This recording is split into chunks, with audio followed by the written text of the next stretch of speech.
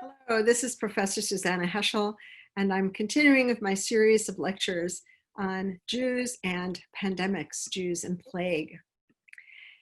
We've talked about Jews in the association of Jews with disease, Jews during the medieval period and persecutions during the mid-14th century Black Death. And now we're going to turn to how rabbis respond in a more concrete way to the incidences of plague, and in this case, look specifically at what happened in Central and Eastern Europe in the early modern and modern period, namely epidemics of cholera. So how do rabbis respond? I think some of us have heard recently about ultra-Orthodox Jews refusing to obey the social distancing rules and gathering instead for prayers and for even weddings and funerals during the terrible current coronavirus.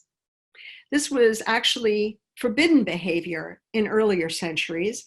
One of the most important rabbis of the late 18th and early 19th century was Akiba Eger. He was in Posen, and there he lived through the second cholera epidemic of 1829 to 1837. He made it very clear that there could be only very small gatherings of up to 15 people in a synagogue, and that guards should be standing at the doors of the synagogue to prevent more people from entering.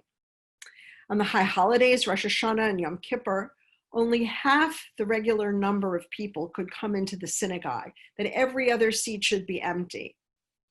He also advised that half of the congregation could go to services on Rosh Hashanah, the New Year. The other half could go on Yom Kippur, the Day of Atonement. Services should be short on those days, no longer than 5 hours. And he also declared that there should be no fasting on Yom Kippur. It was not good for the health.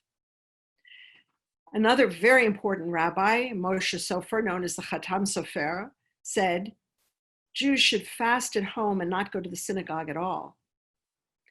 And Israel Salanter in 1848, the third cholera pandemic, said, you may even eat on Yom Kippur, the Day of Atonement, when all Jews have to fast for 24 hours, you may even eat on Yom Kippur in the synagogue. Remarkable statement. The rabbis advised, and here's Rabbi Akiva Eger, that you have to seek medical care right away, even with the slightest symptoms of a disease, because the disease can progress rapidly and you can die from it. Moreover, Akiva Eger said, he who violates the words of the physicians regarding health behavior has sinned greatly against God, for danger supersedes prohibitions, especially in a case of danger to both oneself and to others, which will lead to the spread of disease, and his sin will be great to bear. Social distancing is something we have to obey. Now, something unusual developed as a Jewish response to cholera epidemics in Eastern Europe. And I want to tell you about this because some of you may not have heard about it. I knew about it from the time of my childhood, and that is the phenomenon of the Schwarze Chasana. That's Yiddish, and literally translated, it means the black wedding. But what was it?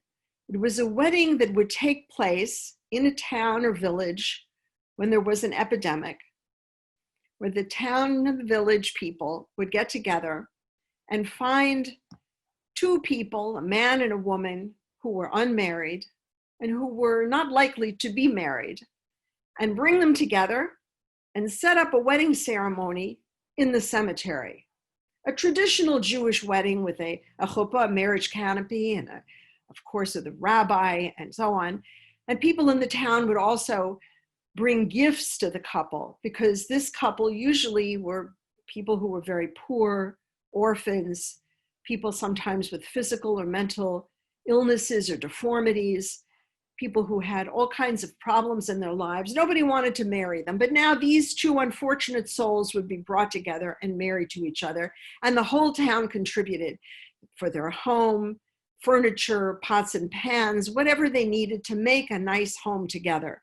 And the whole town would come to this wedding. And this wedding was to ward off this cholera epidemic. We don't know the origins exactly. We think that it originated in 1771 in the town of Berdichev. We do know that Berdichev was, by the way, a very important place in the history of Hasidism, the pietistic movement within Judaism in Eastern Europe. It was, in fact, 1771 was where Levi Yitzchak was the great Hasidic Rebbe, very extraordinary and important rabbi of his day. We think it may have originated there. We do know that a Schwarze Chasana tended to occur in areas where Hasidism was dominant, as a dominant pietistic movement in Eastern Europe. But we don't know anything about the origins of this. It's not Polish and it's not Slavic. But why would you have a wedding, which is a joyous celebration, in a cemetery? Weddings and death, funeral, how does it go together? Actually, there is an association of marriage and death in the sense that it is a custom in many societies that prior to a wedding, the bride and the groom would go to the cemetery and visit the graves of their ancestors, if their parents were dead, certainly, and grandparents and other relatives, and pray. This association of weddings and death actually is reiterated in the major book of Jewish mysticism, the Zohar, from the Middle Ages, which says that when a couple marries, God goes to the Garden of Eden and personally escorts the souls of the parents and grandparents to come and stand with them under the wedding canopy. In addition, we also have a Jewish custom that if, God forbid, a woman who's engaged to be married falls ill and dies before the wedding takes place, nonetheless, even at her funeral, they should put up a wedding canopy and have some virtual wedding ceremony, because that will bring joy to her soul in heaven. Now, this association of wedding and death is reiterated in the Talmud in a passage in Ketubot, the tractate. It says that if you're participating in a funeral procession, a whole group of people going to a cemetery with a coffin, and you come across, let's say, a crossroad of a wedding procession with everybody going not to the cemetery, but to a wedding ceremony, well, who gets to cross the road in front of the other? Well, the Talmud says the funeral has to stop and allow the wedding procession to go first and take precedence.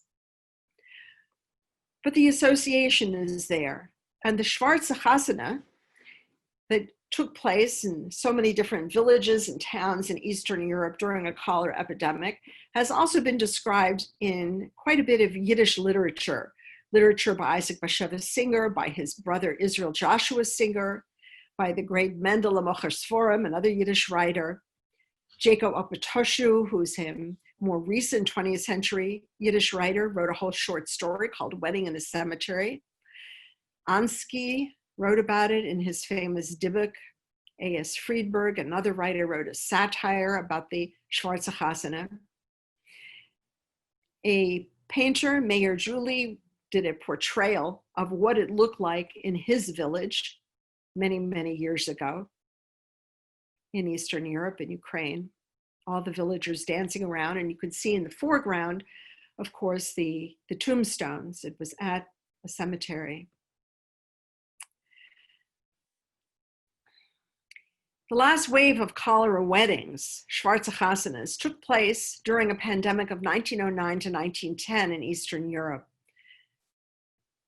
In 1917, during the First World War, there was also a terrible pandemic raging, typhus, and of course, influenza came shortly thereafter.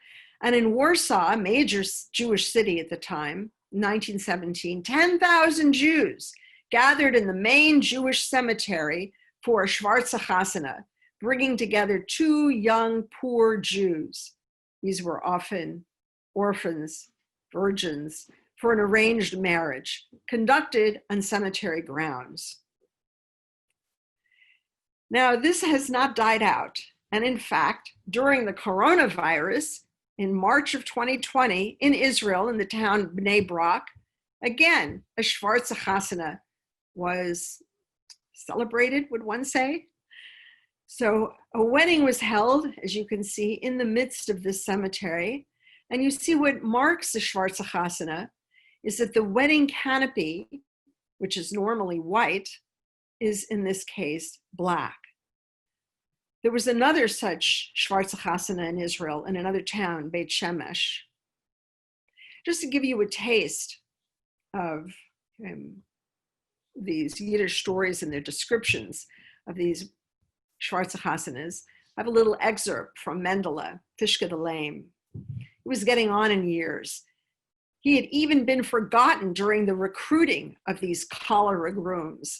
That is, when the kahal, the community, snatched the most hideous cripples, beggars, and vagrants, and frantically married them off to each other in the cemetery among the tombstones in order to frighten the epidemic away.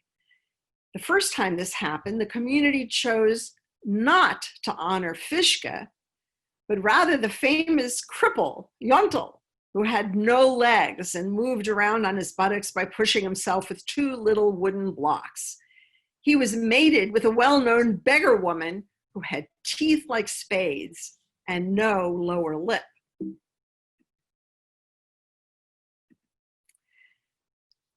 The cholera epidemic, the story continues, was so terror-stricken by this pair that it wiped out a good part of the population in its fright, after which it took to its heels and fled. So they got rid of the cholera.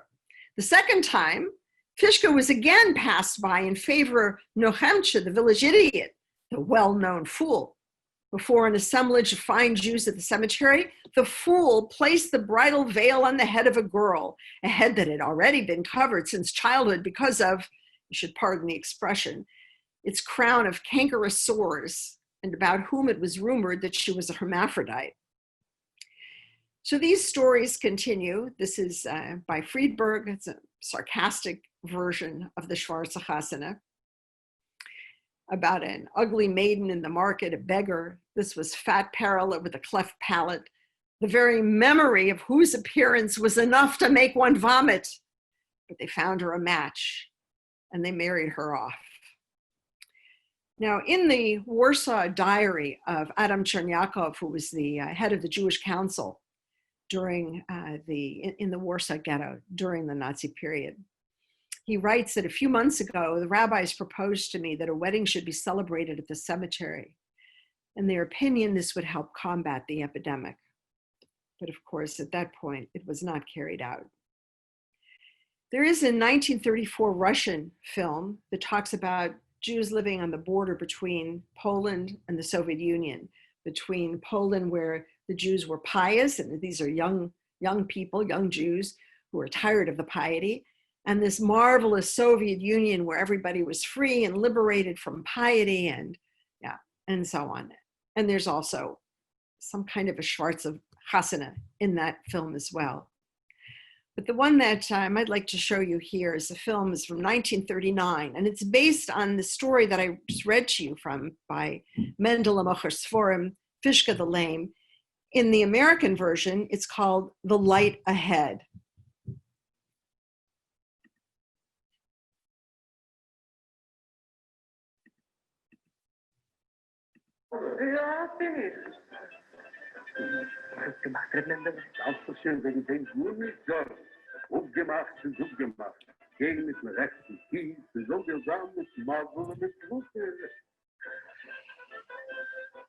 So here is Fischke about to go to the cemetery for his wedding.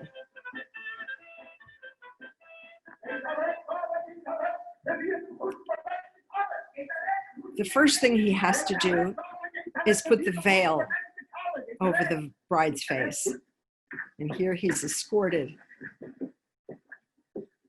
to the bride. He doesn't want to marry her, and she doesn't want to marry him.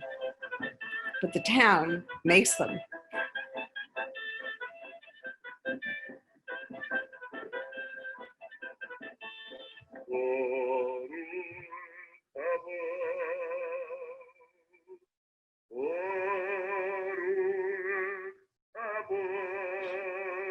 here comes the wedding ceremony itself. And the bride walks around the groom 7 times.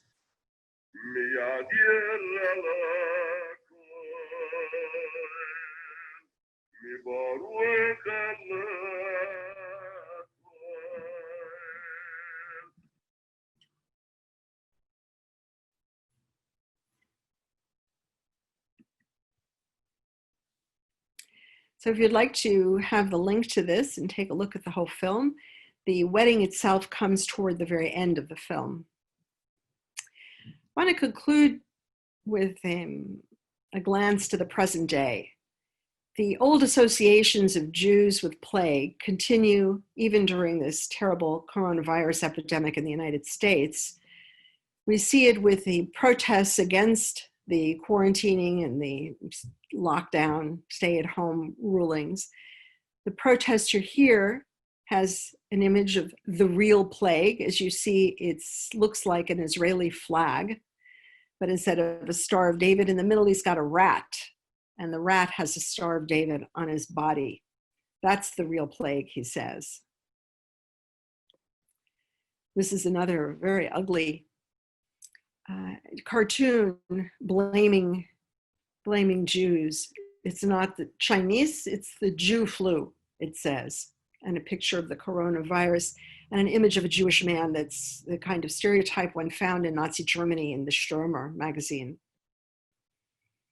What's striking to me is the association by these protesters of the government with Nazis and with Jews. So to be both a Jew and a Nazi simultaneously, that's what I find striking. And this was a protest in Lansing, Michigan against Governor Whitmer of the state of Michigan.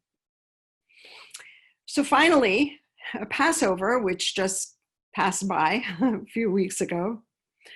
Passover speaks of the 10 plagues that God inflicted on the Egyptians for the sake of letting the Israelites leave slavery and leave Egypt, liberating them. And this year, of course, we have an 11th plague. And I thought this cartoon was a little lighthearted and a nice way to end the series of lectures. It was nice to be with all of you.